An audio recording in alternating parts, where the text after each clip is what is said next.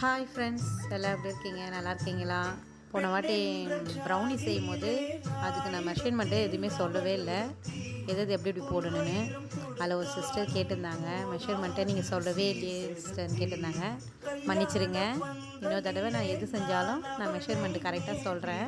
அதுக்கப்புறம் இன்றைக்கி நான் ரசம் தான் வைக்க போகிறேன். ரசமாக கறி கிரேவி தான் பண்ண போகிறேன். வாங்க ரசம் எப்படி செய்யுதுன்னு நம்ம பார்த்துடலாம். மிளகு, சீரகம், பச்சை மிளகாய், தக்காளி, பூண்டு இதெல்லாம் வச்சு அரைச்சி எடுத்துக்கலாம்.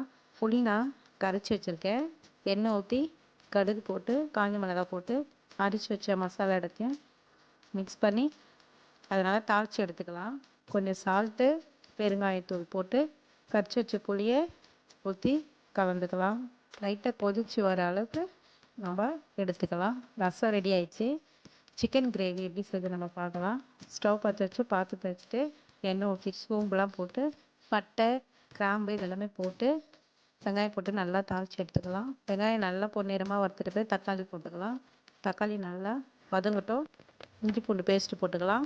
அப்புறம் கரம் மசாலா, சிக்கன் மசாலா, தனியாத்தூள் ஒரு ஸ்பூன், மஞ்சள்தூள் இது எல்லாமே ஒரு ஸ்பூன் போட்டுக்கலாம். போட்டு நல்லா மிக்ஸ் பண்ணிக்கலாம். அப்புறம் சிக்கன் போட்டு கொத்தமல்லி போட்டு நல்லா கிரேவியை வதக்கி எடுத்துக்கலாம்.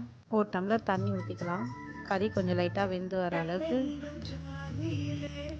Chicken gravy ready. இந்த மழை டைமுக்கு ரசமும் சிக்கன் கிரேவியும் வச்சு சாப்பிட்டு பாருங்கள், சூப்பராக இருக்கும்.